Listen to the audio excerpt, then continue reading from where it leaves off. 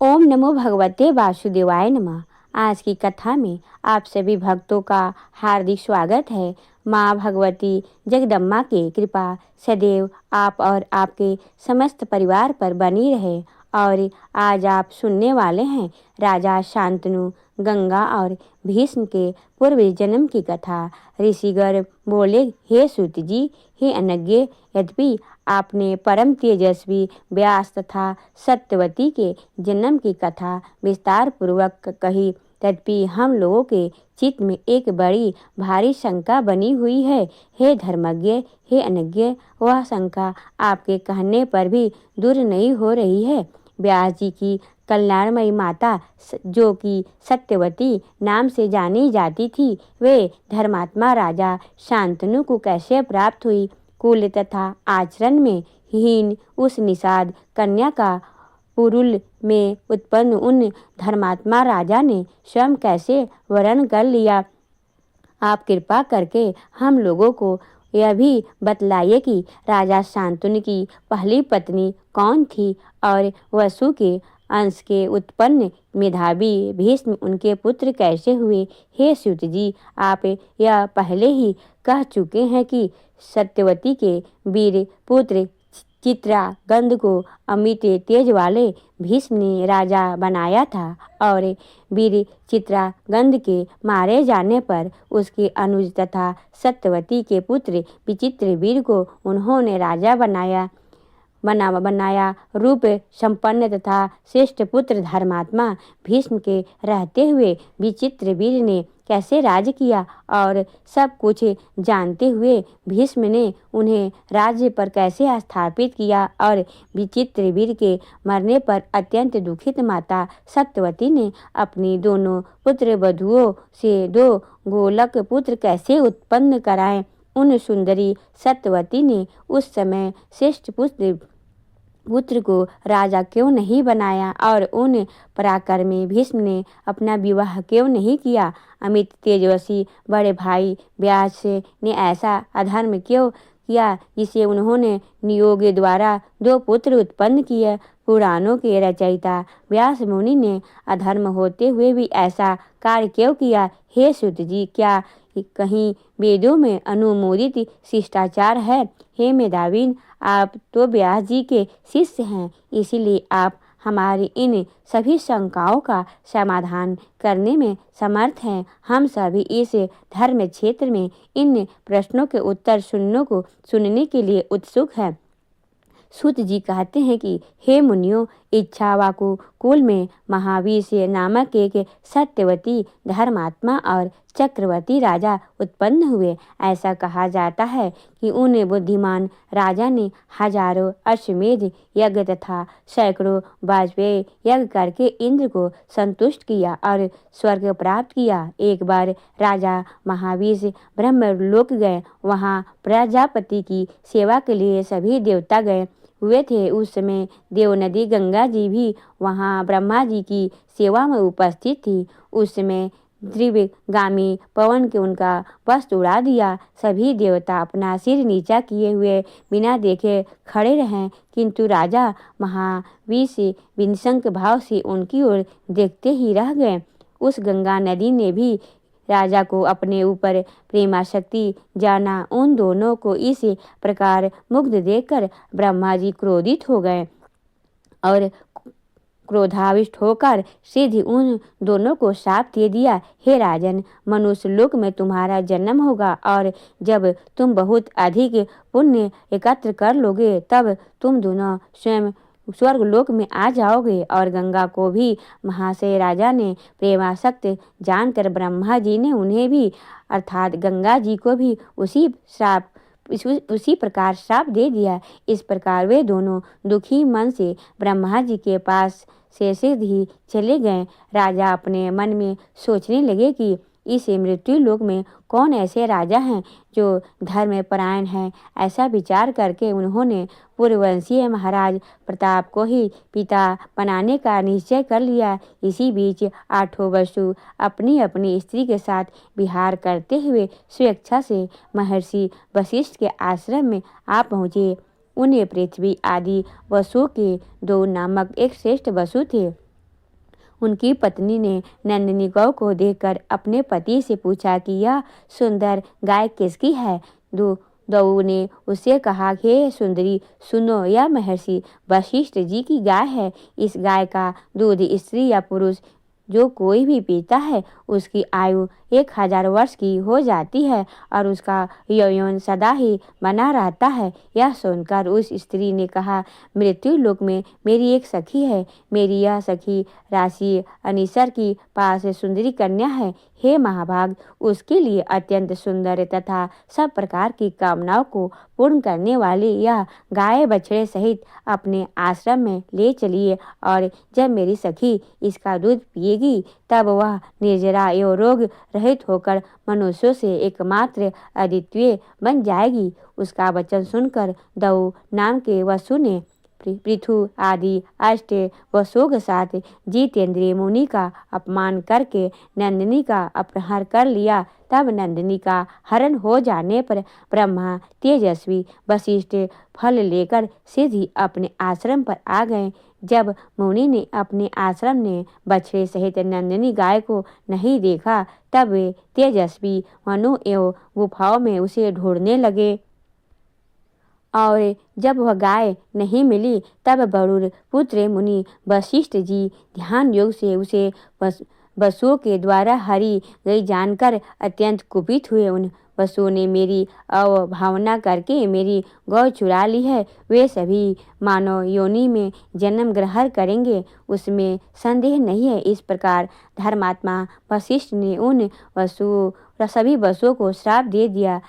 अब यह सुनकर वे सभी वसु खिन्न मनस्य के होकर दुखी हो गए और वहां से चले दिए। हमें श्राप दे दिया गया है, यह जानकर वे महर्षि वशिष्ठ के पास पहुँचे और उन्होंने प्रसन्न करते हुए सभी वसु उनके शरणागत हो गए। तब धर्मात्मा मुनि वशिष्ठ जी ने उन सामने खड़े हुए वसुओं को देखकर कहा, तुम लोगों में से 7 वसु एक ही वर्ष में अंतराल ही पर ही मनुष्य योनि से मुक्त हो जाएंगे, परंतु जिसने मेरी प्रिय वत्सा नंदिनी का अपहरण किया है वह तो दो नामक वसु मनुष्य शरीर में ही बहुत दिनों तक रहेगा।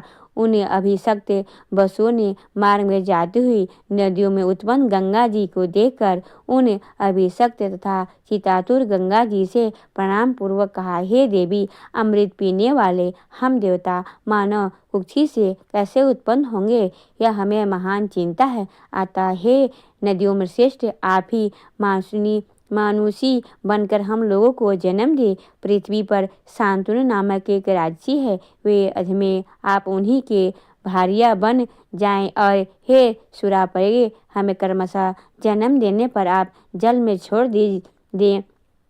आपके ऐसा करने से हम लोग भी श्राप से मुक्त हो जाएंगे, इसमें कोई संदेह नहीं है।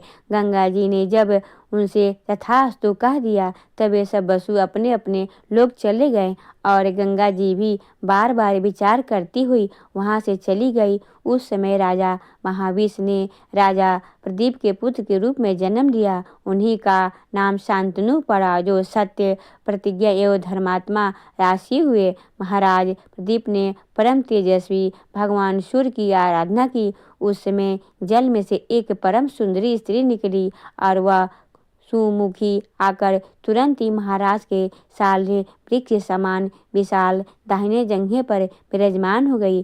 गोद में बैठी हुई उस स्त्री से राजा ने पूछा, हे वरान, तुम मुझसे बिना पूछे ही मेरे शुभ दाहिने जंघे पर क्यों बैठ गई। तब उस सुंदरी ने उनसे कहा, हे नृपश्रेष्ठ, हे कुरुश्रेष्ठ, मैं जिस कामना से आपके अंग पर बैठी हूँ उस कामना वाले मुझे आप स्वीकार करें। तब उस रूप में यौवन संपन्ना सुंदरी से राजा ने कहा, मैं किसी सुंदरी पर स्त्री को काम की इच्छा से नहीं स्वीकार करता।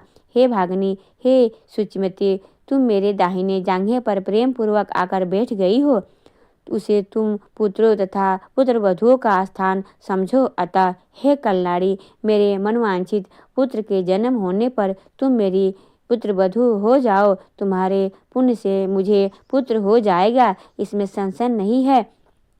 तब वह दिव्य दर्शन वाली कामनी तथास्तु कहकर चली गई। और उस स्त्री के विषय में सोचते हुए राजा प्रदीप भी अपने घर चले गए। समय बीतने पर पुत्र की विवाह होने पर बन जाने की इच्छा वाले राजा ने अपने पुत्र की वह समस्त पूरे वृत्तांत का सुनाया। सारी बात बताकर राजा ने अपने पुत्र से कहा कि यदि वह सुंदर बाला तुम्हें कहीं वन में मिले और अपने अभिलाषा प्रकट करे तो उस मनोरमा को स्वीकार कर लेना तथा उसे यह मत पूछना कि तुम कौन हो। यह मेरी आज्ञा है और उसे अपनी धर्म पत्नी बनाकर तुम सुखी रहोगे। सूत जी कहते हैं कि इस प्रकार अपने पुत्र को आदेश देकर महाराज प्रदीप प्रसन्नता के साथ उन्हें सारा राज्य वैभव सौंप कर वन को चले गए। और वहां जाकर वे तप करके और आदि शक्ति भगवती जगदम्बा की आराधना करके अपने तेज शरीर को छोड़कर स्वर्ग चले गए। महा तेजस्वी राजा शांतनु ने सार्वभौम राज्य प्राप्त किया और वे धर्म पूर्वक राजा प्रजा का पालन करने लगे। सूत जी बोले, प्रदीप के स्वर्ग चले जाने पर सत्य पराक्रमी राजा शांतनु व्याघ्र तथा मृगों को मारते हुए मृगया में तत्पर हो गए।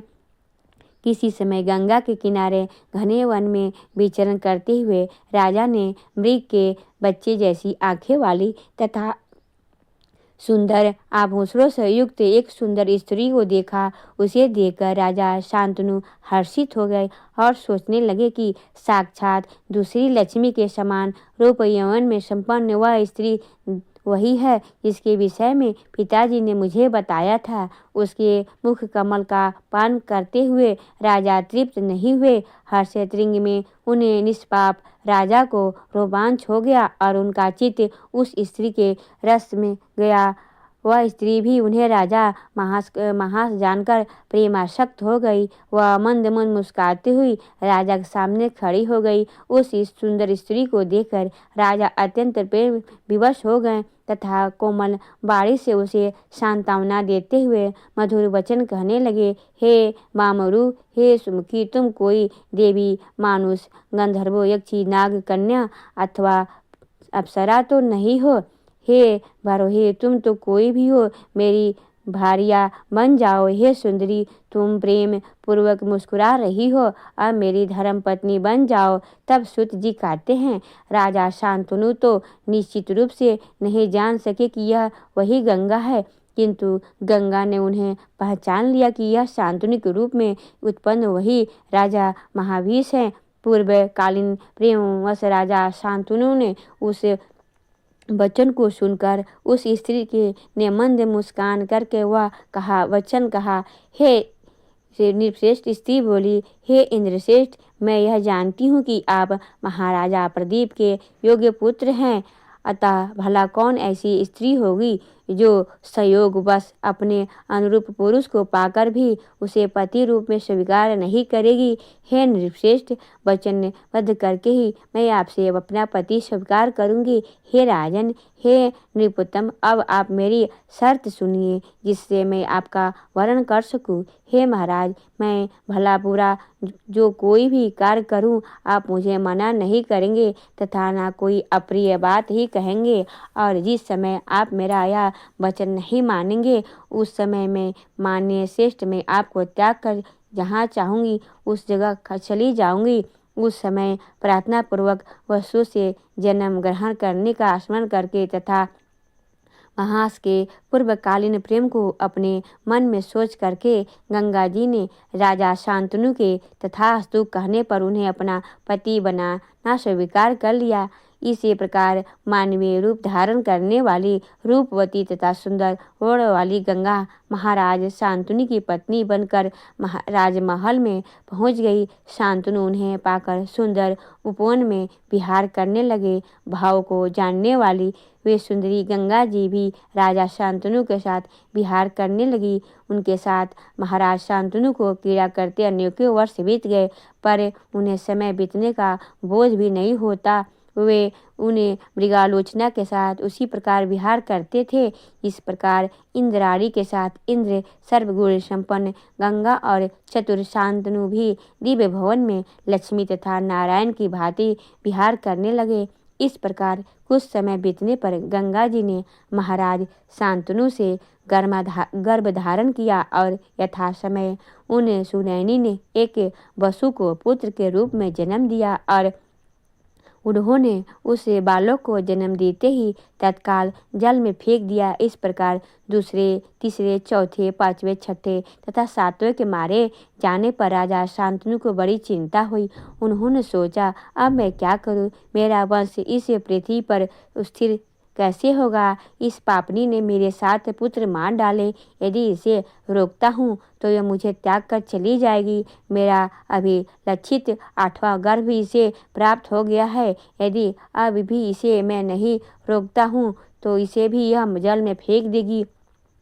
यह भी मुझे महान संदेह है कि भविष्य में कोई और संतति होगी अथवा नहीं। यदि उत्पन्न हो भी तो पता नहीं यह दुष्टा उसकी रक्षा करेगी अथवा नहीं। इस संशय की स्थिति में अब मैं क्या करूं? वंश की रक्षा के लिए मुझे कोई दूसरा यत्न करना ही होगा। तदंतर यथासंभव जब वह 8वां दऊ नामक वसु के पुत्र के रूप में उत्पन्न हुआ, जिसने वह अपनी स्त्री के वशीभूत होकर वशिष्ठ जी की नंदिनी गौ का हरण कर लिया था, तब उस पुत्र को देखकर राजा शांतनु गंगा जी के पैरों में गिरते हुए कहने लगे, हे तनवंशी, मैं तुम्हारा दास हूँ। हे सुश्रुते, मैं प्रार्थना करता हूँ, मैं इस पुत्र को पालना चाहता हूँ, अतः इसे जीवित ही मुझे दे दो। हे करूर भोरू, तुमने मेरे 7 पुत्रों को मार डाला, किंतु इस 8वें पुत्र की रक्षा करो। हे सुसूरी, मैं तुम्हारे पैरों में पड़ता हूँ। हे परम रूपवती, इसके बदले तुम मुझसे जो मांगोगी मैं वह दुर्लभ वस्तु भी तुम्हें दे दूंगा। अब तुम मेरे वंश की रक्षा करो। वेदवक्ता विद्वानों ने कहा कि पुत्रहीन मनुष्य को स्वर्ग में भी गति नहीं होती। इसी कारण हे सुंदरी, अब मैं इस 8वें पुत्र के लिए याचना करता हूँ।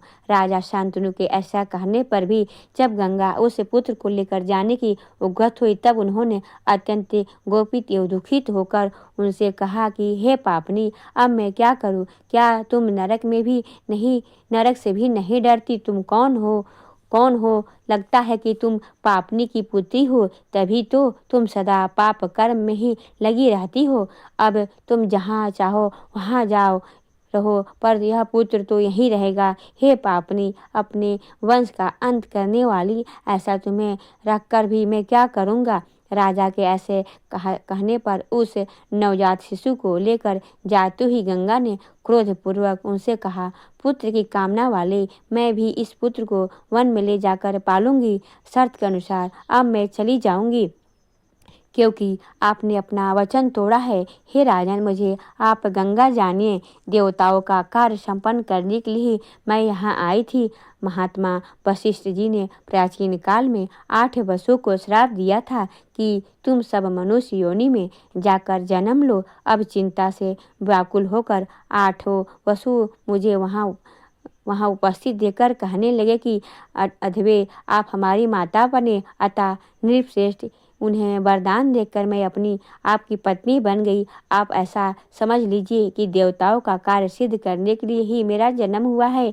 वे 7 वसु तो आपके पुत्र बनकर ऋषि के हिसाब से विमुक्त हो गए। अब यह 8वां वसु कुछ समय तक आपके पुत्र रूप में विद्यमान रहेगा। अतः हे महाराज शांतनु, मुझे गंगा के द्वारा दिए गए पुत्र को आप स्वीकार कीजिए। इसे 8वां वसु जानते हुए आप पुत्र सुख का भोग करें, क्योंकि हे महाभाग, यह गांगेय बड़ा ही बलवान होगा। अब इसे मैं वहीं लेकर जा रही हूँ जहाँ मैंने आपको पति रूप में वर्ण किया था।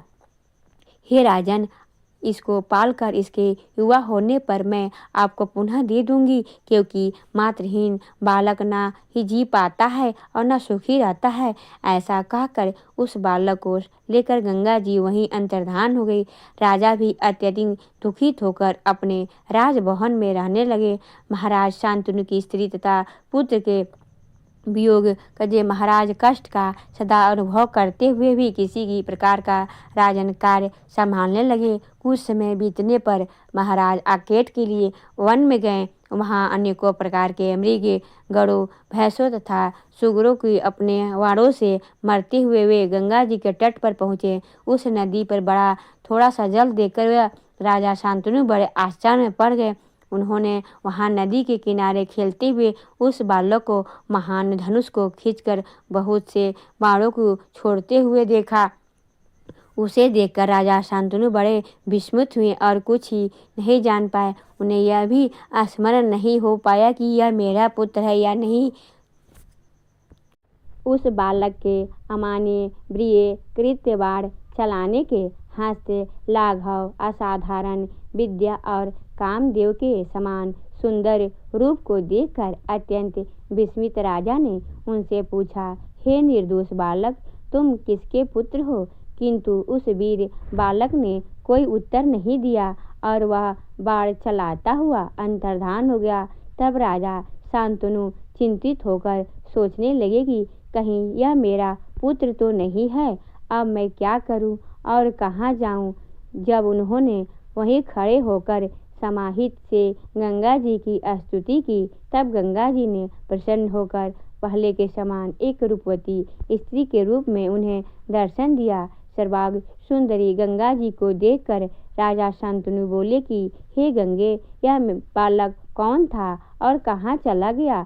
आप मुझे उसको दिखा दीजिए। तब गंगा जी बोले कि हे राजेंद्र, यह आपका ही पुत्र है, 8वां वसु है, जिसे मैंने पाला है। इस महातपस्वी गांगेय को मैं आपको सौंपती हूँ। हे सुव्रत, यह बालक आपके इस कुल की कीर्ति को बढ़ाने वाला होगा। इसे सभी वेद शास्त्र और शाश्वत धनुर्वेद की शिक्षा दी गई है।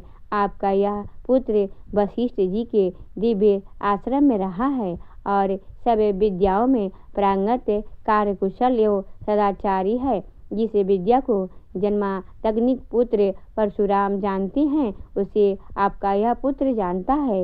हे राजेंद्र, हे नरादीप, आप इसे ग्रहण कीजिए, जाइए और सुखपूर्वक रहिए। ऐसा कहकर तथा वह पुत्र राजा को देखकर गंगा जी अंतर्धान हो गई और उसे पाकर राजा शांतनु बहुत आनंदित और सुखी हुए। राजा शांतनु पुत्र का आलिंगन करके तथा उसका मस्तक सूंघकर और उसे अपने रथ पर बैठाकर अपने नगर की ओर चल पड़े। राजा ने हस्तिनापुर जाकर महान उत्सव किया और देवज्ञ को बुलाकर शुभ मुहूर्त पूछा। राजा शांतनु ने जब सब प्रजाओं तथा सभी श्रेष्ठ मंत्रियों को बुलाकर गंगा पुत्र को युवराज पद पर बैठा दिया। उस सर्वगुण संपन्न पुत्र को युवराज बनाकर वे धर्मात्मा शांतनु सुखपूर्वक रहने लगे। अब उन्हें गंगा जी की भी सुधि नहीं रही। सूत जी बोले, इस प्रकार मैंने आप सबको वसुओं के श्राप का कारण, गंगा जी के प्राकट्य तथा भीष्म जी की उत्पत्ति का सारा वृत्तांत कह दिया। जो मनुष्य गंगा अवतरण तथा वसुओं के उद्भव की इस पवित्र कथा को सुनता है, वह सब प्रकार के पापों से मुक्त हो जाता है, इसमें संदेह नहीं है। हे नृपश्रेष्ठ, मैंने यह पवित्र पुण्यदायक तथा वेद समस्त पौराणिक आख्यान जैसा व्यास जी के मुखारविंद से सुना था, वैसा आप लोगों से कह दिया। देवपायन व्यास जी के मुख से निर्मित यह श्रीमद् देवी भागवत महापुराण बड़ा ही पवित्र, अनेकानेक कथाओं से परिपूर्ण तथा धर्म सर्ग प्रतिसर्ग आदि 5 पुराण लक्षणों से युक्त है। हे मुनिश्रेष्ठ, सुनने वाले के समस्त पापों का नाश करने वाले, कल्याणकारी, सुखदायक तथा पुण्यप्रद इस इतिहास का मैंने आप लोगों से वर्णन कर दिया। ओम नमः चंडिकाय। आज की कथा का यहीं पर समापन करती हूँ। इसके आगे का वृत्तांत आप कल की कथा में सुनेंगे। आज की कथा कैसी लगी कमेंट बॉक्स में ज़रूर बताइए। और आप सुनेंगे श्री देवी दुर्गा कवच। सबसे पहले विनियोग है। ओम नमः चंडिकाय। माँ दुर्गा के चंडी रूप को हमारा नमन है। यह भगवान ब्रह्मा जी के द्वारा लिखा गया चंडी कवच है, जिसमें कुल 56 छंद है। चामुंडा देवता, दिग् देवता, जगदम्बा माता इत्यादि का ध्यान करके हम इस दुर्गा सप्तशती के पाठ का प्रारंभ कर रहे हैं। मार्कंडेय जी पितामह ब्रह्मा जी से कह रहे हैं कि हे भगवान ब्रह्मा, जो इस विश्व में गोपनीय है वह रहस्यपूर्ण है तथा जो सभी की रक्षा करता है और हमें अधर्म से बचाता है, साथ ही जिसे आपने अभी तक किसी को दिखाया भी नहीं है, ऐसा कोई साधन या उपाय मुझे बताइए। मार्कंडेय जी के इस प्रश्न पर ब्रह्मा जी कहते हैं कि उस साधन का नाम तो देवी कवच ही है, जो इस विश्व में अत्यधिक गोपनीय है। वह देवी कवच सभी का कल्याण करने वाला, पवित्रता और पुण्य देने वाला है। आपको इसी का ही जाप करना चाहिए, जिससे कि आपका उद्धार होगा। माँ दुर्गा की 9 मूर्तियाँ हैं। माँ दुर्गा का प्रथम स्वरूप है माँ शैलपुत्री, दूसरा स्वरूप है माँ ब्रह्मचारिणी, माँ का तीसरा स्वरूप है माँ चंद्रघंटा और चौथा स्वरूप है माँ कुष्मांडा। उनका 5वां रूप स्कंद माता का है और 6ठा रूप माँ कात्यायनी का है। 7वां स्वरूप है माँ कालरात्रि और 8वां स्वरूप है महागौरी के नाम से प्रसिद्ध है। माँ दुर्गा का 9वां रूप है माँ सिद्धिदात्री।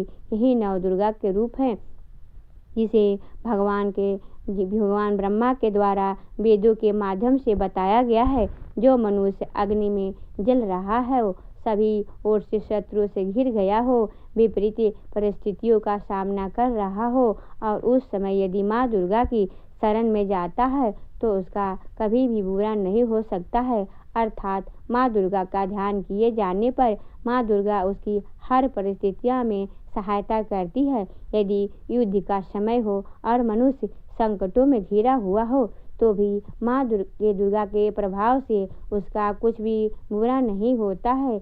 माँ दुर्गा उसके दुख, पीड़ा, भय इत्यादि का नाश कर देती है। जो भी भक्तगण माँ दुर्गा की भक्ति करता है, माँ दुर्गा अवश्य उसे अभयदान देती है।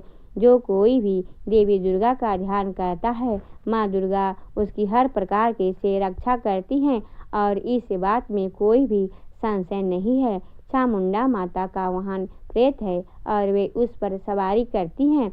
वाराही माता का वाहन भैंसा है, इंद्री माता का वाहन हाथी है, तो वहीं वैष्णवी माता का वाहन गरुड़ है। भगवान शिव की पत्नी व सभी की ईश्वरी माँ पार्वती का वाहन वृषभ है। कुमारी माता का वाहन मोर है। लक्ष्मी माता कमल के आसन पर विराजमान है और उन्होंने अपने हाथों में भी कमल लिया हुआ है। वे भगवान विष्णु को अत्यधिक प्रिय हैं। वृषभ पर बैठी हुई माँ पार्वती का रंग सफ़ेद है। भगवान ब्रह्मा की पत्नी माँ ब्राह्मणी या माँ सरस्वती हंस पर बैठी हुई हैं और सभी प्रकार के आभूषण पहने हुए हैं। इस प्रकार से माता रानी अपने भिन्न भिन्न रूपों में सभी तरह के योग व शक्तियों की ली हुई हैं। उन्होंने कई प्रकार के आभूषण व रत्न पहने हुए हैं जो उनका शोभा बढ़ा रहे हैं। माँ दुर्गा का एक रूप अत्यधिक क्रोध से भरा रथ पर बैठा हुआ दिखाई देता है, जो दुष्टों को नाश करने के लिए है। वे अपने हाथ में शंख, सुदर्शन चक्र, गदा, हल, मूसल इत्यादि लिए हुए हैं। इसके अलावा उन्होंने अपने हाथों में खेडक, तोमर, परशु, पास, त्रिशूल तथा उत्तम कोटि का धनुष भी लिया हुआ है। माँ दुर्गा दैत्यों व दुष्टों राक्षसों का नाश कर देती हैं, भक्तों का कल्याण करती हैं तथा देवताओं को सदैव हित करती हैं। इसी उद्देश्य के तहत ही उन्होंने भिन्न भिन्न भांति के अस्त्र शस्त्र लिए हुए हैं। माँ दुर्गा के महारुद्र, प्रलयकाली, पराक्रमी, महाशक्तिशाली, अत्यधिक उत्साही तथा भय का नाश कर देने वाले इस रूप को हम सभी नमस्कार करते हैं। माँ देवी के उस प्रलयकारी रूप को देखना भी बहुत मुश्किल है, जो शत्रुओं का भय बढ़ाने का कार्य करता है। पूर्व दिशा में इंद्र देवी मेरी रक्षा कीजिए, आग्नेय दिशा में अग्नि देवी मेरी रक्षा कीजिए, दक्षिण दिशा में वाराही माता, नैतिन कोण में खड्गवाणी धारिणी माता, पश्चिम दिशा में बारुणी देवी और वायव्य कोण में मृगवाहिनी देवी मेरी रक्षा कीजिए। उत्तर दिशा में माँ कुमारी, ईशान कोण में शूलधारिणी, आकाश से अर्थात ऊपर से माँ ब्राह्मणी तथा नीचे अर्थात पाताल लोक से माँ वैष्णवी देवी मेरी रक्षा कीजिए। राक्षसों के शव को अपने वाहन के रूप में उपयोग में लाने वाली माँ चामुंडा देवी आप दसों दिशाओं से मेरी रक्षा कीजिए। आगे से माँ जया तथा पीछे से माँ विजया आप मेरी रक्षा कीजिए। माँ अर्जिता मेरे वाम भाग में और दक्षिण दिशा में अपराजिता देवी मेरी रक्षा करे। मेरी सिर की रक्षा उद्धनी देवी और माँ उमा मेरे सिर की रक्षा करे अर्थात उसमें वास करे। आप मेरे ललाट की मालाधारी के रूप में और भावों की यशस्विनी के रूप में संरक्षण करे। भावों के बीच में त्रिनेत्र के रूप में और नाक की यम घंटा के रूप में रक्षा करे। दोनों आँखों के बीच में शंख माता के रूप में और कानों की द्वार वासनी के रूप में रक्षा करे। मेरे कपाल की कालिका के रूप में और कानों के मूल की शंकरी देवी रक्षा करे। नासिका की सुगंधा देवी और होठ की ऊपरी भाग की चंडिका देवी रक्षा करे। होठ के निचले भाग की रक्षा करे। अमृत कला देवी और जीव की सरस्वती देवी रक्षा करे। मेरे दांतों की कुमारी देवी, कंठ की चंडिका देवी, घंडिका के तिरे घंटा देवी और तालु की महामाया देवी रक्षा करे। मेरी ठोड़ी की कामाक्षी देवी, वाणी की सर्वमंगला देवी, गिरवा की भद्रकाली देवी तथा मेरुदंड की धनुर्धारी देवी रक्षा करे। बाहरी कंठ की नीलगिरवा देवी, कंठ नालिका की नलकुबरी देवी, कंधों की खड्गवानी देवी और भुजाओं की वज्रधारिणी देवी रक्षा करे। दोनों हाथों की दंडनी देवी, अंगुलों की जगदम्बा माता, नाखूनों की शूलेश्वरी देवी और पेट की कुलेश्वरी देवी रक्षा करे। अस्तनों की महादेवी, मन की शोक विनाशिनी देवी, हृदय की ललिता देवी और उदर की शूलधारिणी देवी रक्षा करे। नाभि की कामनी देवी, गुहा की गुहेश्वरी देवी, लिंग की पुतना कामिका देवी तथा गुदा की महिषवासिनी देवी रक्षा करे। कट भाग की भगवती देवी, घुटनों की विंध्यवासिनी देवी, जांघों की महाबला देवी रक्षा करे और सभी कामनाओं को पूरा करे। मेरी घुटनों की नारक्षी देवी, पैरों के आगे भाग की तेजस्विनी देवी, पैरों की अंगुलों की श्री देवी और पैरों की तले की तलवासिनी देवी रक्षा करे। पैरों के नाखूनों की तिष्ठा कराली देवी, केशों की उद्देश्वरी देवी, रोम छिद्रों की कुबेरी देवी तथा त्वचा की बागेश्वरी देवी रक्षा करे। माँ पार्वती देवी मेरे रक्त मांस हड्डियों इत्यादि की रक्षा करे। आंतों की कालरात्रि देवी और पीठ की मुक्तेश्वरी देवी रक्षा करे। पद्मकोशों की माँ पद्मावती देवी, कफ की चूड़ामणि देवी, नाखूनों की धार की ज्वालामुखी देवी और शरीर की संधियों की अभगा देवी रक्षा करे। मेरे वीर की माँ रक्षा माँ ब्राह्मणी देवी, छाया की छत्तेश्वरी देवी तथा धर्मधारिणी देवी मेरे अहंकार व मन और बुद्धि की रक्षा करे। हे माँ दुर्गा, आप मेरे प्राण ज्ञान उद्यान की समान रूप से रक्षा करे। वज्रहत्ता देवी मेरे प्राणों की रक्षा करे और मेरा कल्याण करे। आप मेरी सभी इंद्रियों रस रूप गंध शब्द व स्पर्श में बसती हैं। हे नारायणी देवी, आप मेरे सत्गुण रजगुण व तमोगुण की रक्षा करें। मेरी आयु की वाराही देवी, वैष्णवी देवी, धर्म की यश व कीर्ति की लक्ष्मी देवी तथा धन व विद्या की चक्रवर्ती देवी रक्षा करे। इंदिरा देवी मेरे गोत्र की चंडी देवी, मेरे पशु की महालक्ष्मी देवी, मेरे पुत्र की और भैरवी देवी मेरे पत्नी की रक्षा करे। मेरे पथ की सुभक्ता देवी और उस मार्ग की क्षेमकरी देवी, राजा के दरबार में महालक्ष्मी देवी तथा सभी जगह निवास करने वाली विजय देवी मेरे भय की रक्षा करे। हे माँ दुर्गा, जो भी स्थान या अंग इस देवी कवच में रह गया है और वह अभी भी रक्षा करने योग्य है, तो आप उसकी भी रक्षा कीजिए। आप मेरे पापों का नाश करके मेरा उद्धार कीजिए। माँ दुर्गा की आज्ञा के बिना कोई भी व्यक्ति इस विश्व में एक कदम भी आगे नहीं बढ़ सकता है। हम यदि कहीं जा रहे हैं तो हमें अवश्य इस देवी कवच का पाठ करना चाहिए और इसके बाद ही प्रस्थान करना चाहिए। इसी दुर्गा रक्षा कवच के पाठ से हमें हर जगह लाभ व सफलता मिलती है और हमारे सभी काम बन जाते हैं। जब हम कभी भी कहीं जा रहे हो, माँ दुर्गा का ध्यान करते हुए हमारे सारे काम बन जाते हैं, चले जाते हैं। उस व्यक्ति की इस पृथ्वी पर बिना किसी तुलना के परम यश और वैभव प्राप्त होता है। जो भी भक्तगण इस देवी रक्षा कवच का पाठ करता है, उसका भय समाप्त हो जाता है, युद्ध में उसकी विजय होती है तथा वह तीनों लोकों में पूजनीय हो जाता है। देवी माता का यह रक्षा कवच देवताओं तक के लिए बहुत दुर्लभ है। जो व्यक्ति इस देवी कवच का तीनों समय श्रद्धापूर्वक भाव के साथ पढ़ता है, उसे देवी माता की कृपा से तीनों लोकों में विजय मिलती है। वह अकाल मृत्यु के भय से दूर हो जाता है तथा 100 वर्षों से अधिक समय तक जीवित रहता है।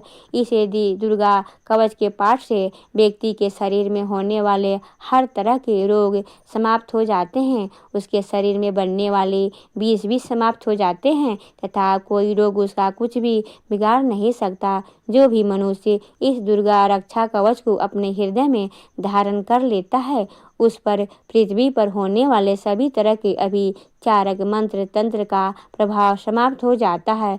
सभी तरह के डाकनी शाकिनी अंतरिक्ष में रहने वाली अति शक्तिशाली व भयंकर डाकनी भूत पिशाच यक्ष गंधर्व राक्षस ब्रह्म राक्षस बेताल कुष्मांडा भैरव इत्यादि सभी तरह की नकारात्मक शक्तियों की प्रभाव इस दुर्गा कवच के माध्यम से समाप्त हो जाते हैं। इस रक्षा कवच का पाठ करने वाले व्यक्ति राजा से सम्मान प्राप्त करते हैं और उसकी सुख सम्पत्ति में वृद्धि होती है। जो भी व्यक्ति इस देवी कवच का पाठ करता है, उसका हर जगह यश बढ़ता ही जाता है और जो भी इस कवच का 7 बार जाप करता है, उसका वंश इस पृथ्वी के अंत तक रहता है। इसके पश्चात जब उसकी मृत्यु होती है, तब वह माँ दुर्गा के आशीर्वाद से परम स्थान को प्राप्त करता है, जो देवताओं को भी अत्यंत दुर्लभ है। उसे महामाया का प्रसाद मिलता है और उसकी मुक्ति हो जाती है। वह माँ दुर्गा के आशीर्वाद से सुंदर रूप को धारण करता है और भगवान शिव के समान आनंद प्राप्त करता है। श्री देवी दुर्गा कवच संपूर्ण हुआ।